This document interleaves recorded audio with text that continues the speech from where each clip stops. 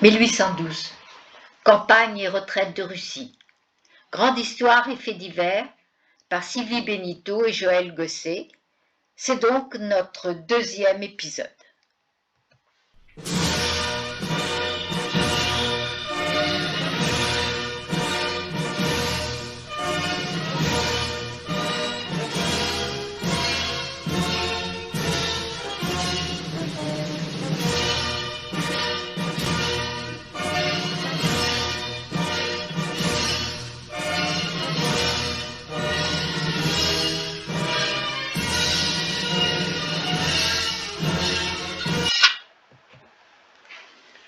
Alors, comme indiqué à la fin du précédent épisode, le tsar se prépare à la rupture.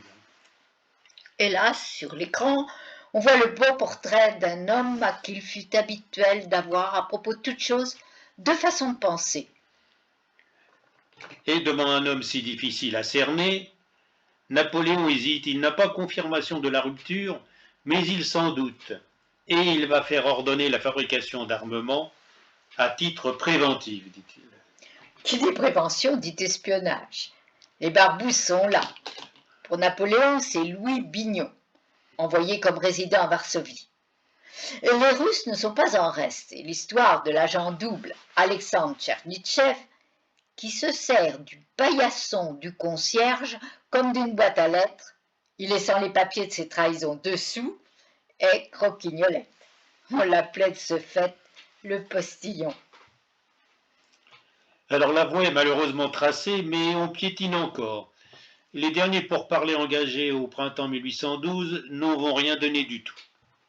Napoléon va donc décider de partir en guerre, malgré les avertissements et les avis contraires de certains de ses conseillers, dont notamment Caulaincourt, ancien ambassadeur de France en Russie, Cambacérès, Joseph Fouché, Jean Rapp et le comte Louis-Philippe de Ségur.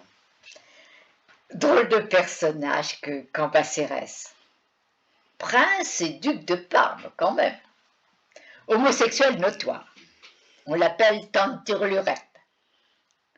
Talleyrand, voyant passer Bonaparte, Cambacérès et Lebrun, les nomme hic haec hoc. En latin, celui-ci, celle-là, ça. Et puis, l'anecdote connue du retard de Cambacérès à un rendez-vous avec l'empereur. Il s'en excusera et dira qu'il avait un rendez-vous avec des dames. Et Napoléon de répondre. Quand on a rendez-vous avec l'empereur, on dit à ces dames de prendre leur canne et leur chapeau et on fout le camp. Ce que Napoléon ne sait pas encore, c'est que le tsar a décidé de résister et qu'il n'envisage absolument pas de transiger. D'autant que l'Angleterre, la Suède et même l'Autriche sont prêtes à s'allier avec lui et lui donner un coup de main. Le français est brave, mais de longues privations et le mauvais climat l'ennuient et le découragent.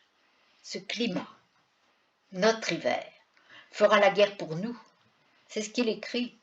Prémonition.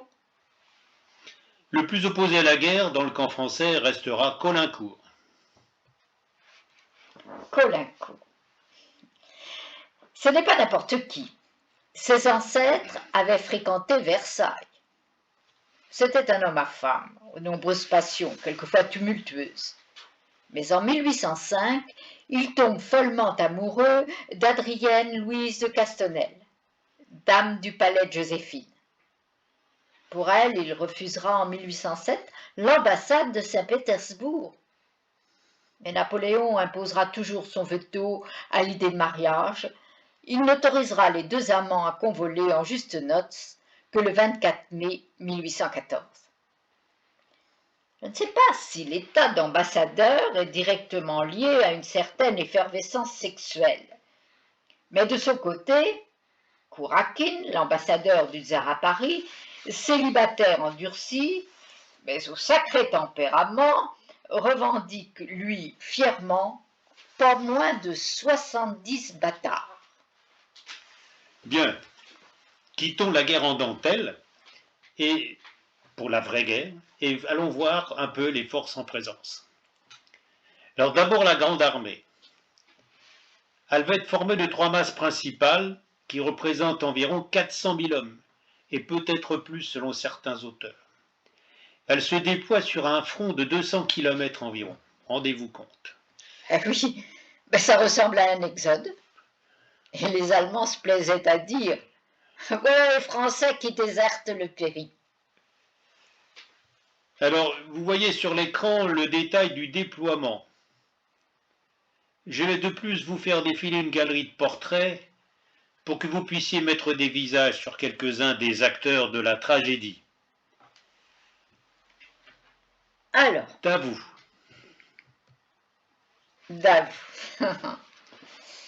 La duchesse d'Abrantès le décrit comme l'homme le plus sale, le plus mal tenu qu'il soit possible de rencontrer. Peu soigneux de sa personne, il se présente dans les salons avec des bottes crottées, des ongles en demi-deuil et un vieux gilet de flanelle très crasseux. Eh bien, voilà, c'est dit. Voyons Ney à présent. C'est bizarre que tu dises Ney. Tout le monde l'appelle le Rouge, ou Michel le Rouge, ou encore le Lion Rouge, à cause de sa chevelure flamboyante. Bref, résumons, il est rouquin. Voyons ensuite Gouvion-Saint-Cyr, Voilà, Poniatowski, le voilà. Schwarzenberg. Eh bien, il est là. Ça te dit quelque chose? Oh non, non, non, non, non. Si ce n'est que les soldats appelaient Gouvion-Saint-Cyr le hibou. Oh, je préfère me garder pour le suivant. Alors le suivant, c'est Murat. Ah, c'est Murat. C'est un homme d'un grand courage sur le champ de bataille, mais une pauvre tête.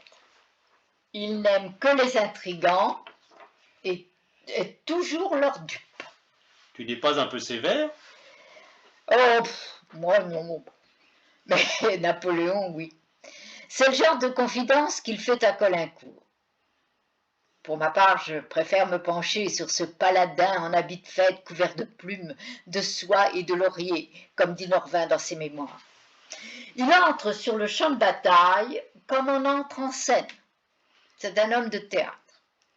Même dans les pires situations, il garde le souci du décorum, la tête toujours couverte d'un chapeau, garni de plumes et d'aigrettes, un manteau court de velours vert brodé d'or. Même à la fin de la retraite.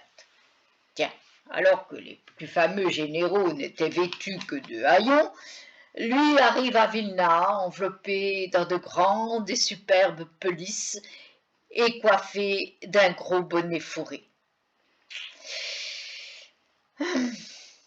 Le personnage est très attachant, enfin, c'est comme on veut.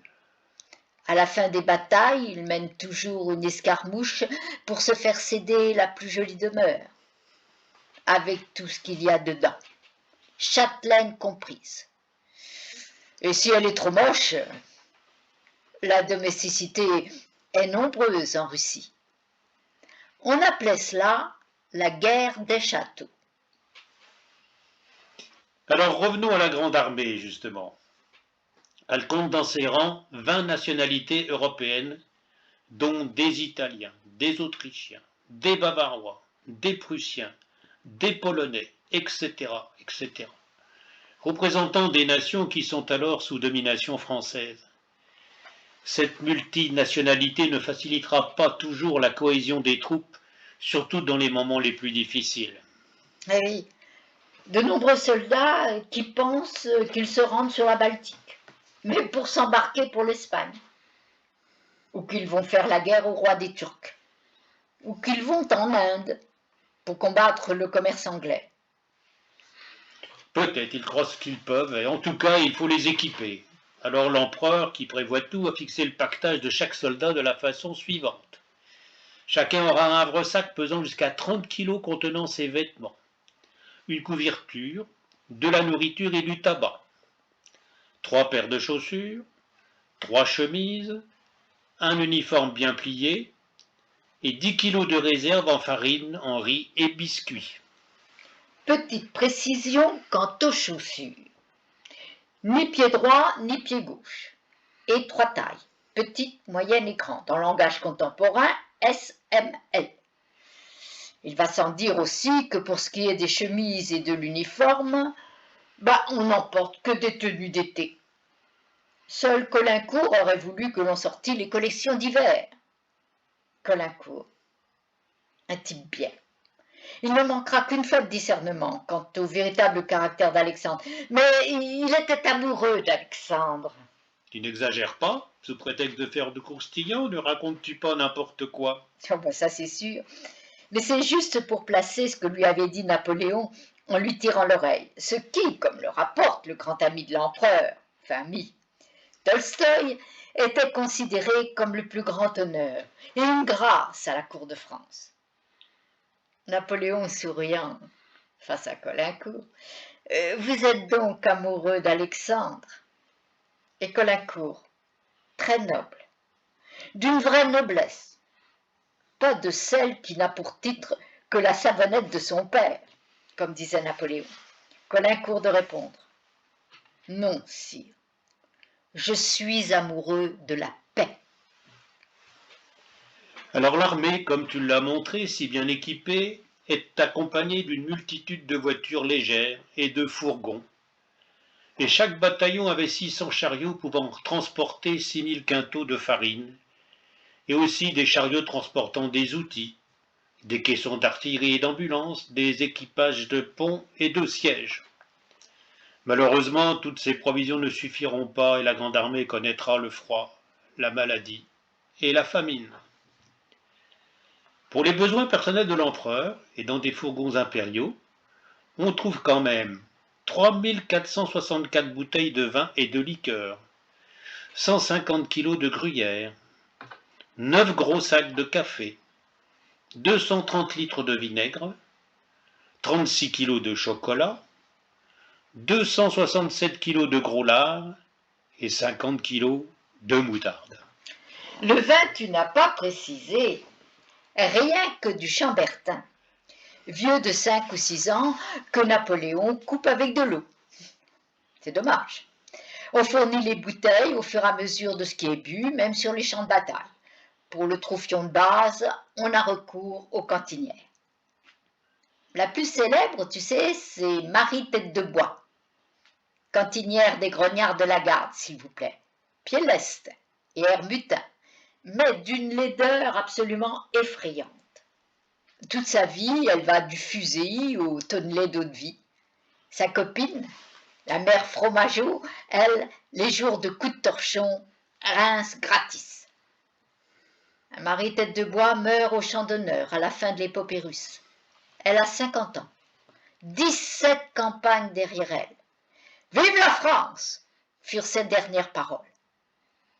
Elle avait aussi donné à la France un jeune tambour qu'elle avait réussi à se faire entre 2 tirs d'artillerie et malgré sa laideur. À toi. Alors voyons maintenant les forces russes. Elles sont réparties en 3 armées comme vous le voyez sur l'écran. Je t'ai mis des portraits pour que tu puisses faire des petits commentaires. Eh bien, d'ailleurs, tu m'as mis tout de suite Barclay Tolly. Alors lui, il n'a de foi qu'en la baïonnette. La balle est folle. La baïonnette, elle, sait ce qu'elle fait. Il est vrai qu'à la bataille d'Eylau, il a reçu 40 éclats d'obus qui ne lui étaient peut-être pas personnellement destinés. Enfin, et cela dans le bras droit. Éclat qu'on va lui enlever, bien sûr, sans anesthésie. Cela fera l'admiration d'Alexandre, qui le nommera généralissime aux grandes dames de... Je suppose Bagration. Eh bien sûr, Bagration. Les 2 hommes se détestent. De plus, Bagration a des liens avec la famille impériale. Il a été l'amant de la grande duchesse Catherine. Ça lui donne beaucoup de droits, enfin, le pense.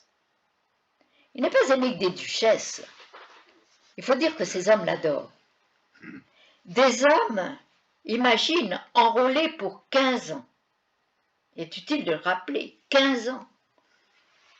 Alors il ne lève jamais la main sur eux, comme il est d'usage dans l'armée russe. Pas de knout, pas de coup de bâton. Pourtant on disait 2 soldats assommés, 1 d'instruit. Sa haine, Il la réserve à Barclay-Tolly. Je vois que tu n'en as pas mis d'image pour Tormassov. Non, tu voulais dire quelque chose? Non, on va enchaîner. On en vient donc à la marche vers Moscou. Le Niémen est franchi le 24 juin 1812. Alors là, il faut s'arrêter, faire un flashback, un peu comme le font les cinéastes pour montrer au public leur virtuosité, leur maîtrise. Alors tu vas maîtriser. Oh là là, tu vas voir. Un peu, tiens.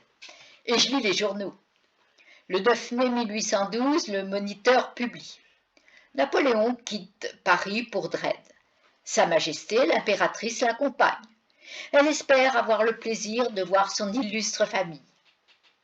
Eh oui, on ne l'a pas suffisamment dit, ça. Marie-Louise est née sous Joséphine en mars 1810. Je ne donne pas le jour précis, car plus qu'un mariage, c'est un enlèvement. Le mariage est consommé dès l'arrivée de la jeune femme à Compiègne, avant le mariage religieux. Elle était fort impatiente, dira l'empereur. Je vais te raconter parce que ça a été très simple. Napoléon dit « Je veux ce soir coucher avec vous ». Très bien, répond la future impératrice, à qui bien sûr on a tout expliqué. On connaît la scène grâce à Goujon. Un descendant de Napoléon, Charles Napoléon, notre contemporain, écrit naïvement. Les jeunes mariés ont l'agréable surprise de se plaire. Tu parles.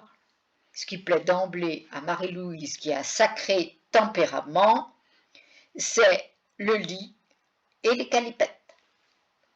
L'empereur, connu pour être expéditif, est quant à lui ravi. Épouser une Allemande, ce sont les meilleures femmes du monde. Douces, naïves, fraîches comme des roses. De plus, il ajoutait, très élégamment, elle avait fait tout cela en riant. À Dresde, on a le bonheur de voir l'auguste famille de l'impératrice. Marie-Louise écrase sa famille de son luxe. Napoléon s'en octroie une de famille. Il ne parle plus que de sa malheureuse tante Marie-Antoinette et de son pauvre oncle Louis XVI, à qui, confiera-t-il à Caulaincourt, il a l'intention d'élever un monument. Napoléon quitte Dresde, son épouse, ses beaux-parents, le 29 mai, pour rejoindre une armée très pressée d'en découdre. On les aura. Et le 24 juin 1812, le Niémen est franchi, sans trop de difficultés, à l'aide des ponts qui ont été construits par le général Éblé. Durant 4 nuits, 240 000 hommes, 100 000 chevaux et 20 000 chariots passent en territoire russe sans rencontrer la moindre résistance, car les Russes ne sont pas là. Une Babel en marche. Les soldats chantent. Les tirailleurs sans souci, où sont-ils? Les voici. Alexandre danse. La comtesse Tison-Hauss, invitée à un bal écrit. La soirée était très belle. L'empereur, arrivé vers 8 heures, était bien beau dans son uniforme du régiment Sémonovski, parement bleu clair avec petits galons qui relevaient l'éclat de son teint qu'une femme pourrait envier. Et Alexandre, de passer du quadrille au manifeste patriotique. Soldats, vous combattez pour la foi, la patrie, la liberté. Je suis avec vous. Dieu est contre l'agression. Oui, le tsar, dès le début, joue et sur le patriotisme et sur la religion pour sceller l'unité du pays. Néanmoins, les Français continuent d'avancer et investissent la ville de Kaunos. Ils vont la trouver déserte, tous les habitants ayant fui en emportant tout ce qui pouvait constituer des provisions. Ce sera au fur et à mesure de l'avance des troupes françaises le même scénario, ce qui va poser des problèmes de plus en plus ardus pour le ravitaillement. Et le climat va s'en mêler. À un temps d'abord orageux avec de grosses pluies va succéder la canicule. Et on note à ce sujet dans le bulletin de la Grande Armée, des torrents de pluie sont tombés pendant 36 heures sans interruption. D'une extrême chaleur, le temps a passé tout à coup à un froid très vif. Plusieurs milliers de chevaux ont péri par l'effet de cette transition subite. Des convois d'artillerie ont été arrêtés dans la boue. Cet épouvantable orage qui a fatigué les hommes et les chevaux a nécessairement retardé notre marche. Quelquefois 25 km de marche par jour, au rythme de 76 pas la minute. Et pas de meilleure façon de marcher puisque pied gauche, pied gauche. Je dis gauche parce que n'oublions pas que ce sont des enfants de la Révolution. Heureusement quelques pauses, par exemple une halte des pipes toutes les heures. Peut-être avait-on droit au boujaron, la petite mesure d'eau de vie. Pour ceux qui ont fait la campagne d'Espagne, où, grand malheur, le vin était si commun, les temps sont durs. Car ce que l'on appelle vin en Russie, c'est un mélange d'hydromel et de framboise, et au dire d'un officier, une jolie cochonnerie. De quoi toutefois rassurer Napoléon, qui redoute l'ivresse de ses hommes. Le vin en France est révolutionnaire. Le Français ivre est tapageur. Il viole les femmes. En Russie, l'ivre ivre, l'homme ivre dort. Bref, la Grande Armée va mal supporter l'été russe, et les soldats vont bientôt être couverts de poux, vont attraper le typhus et la dysenterie provoqués par des eaux polluées. Beaucoup de chevaux vont mourir aussi car ils mangent la paille des toitures et l'écorce des arbres, faute de mieux. Ainsi, une partie de la cavalerie va déjà devoir marcher à pied. Et Murat déclarait « Les chevaux n'ont pas de patriotisme. Nos soldats se battent sans pain. Nos chevaux ne font rien sans avoine. » Et voilà, c'est la fin de notre deuxième épisode. 20 minutes.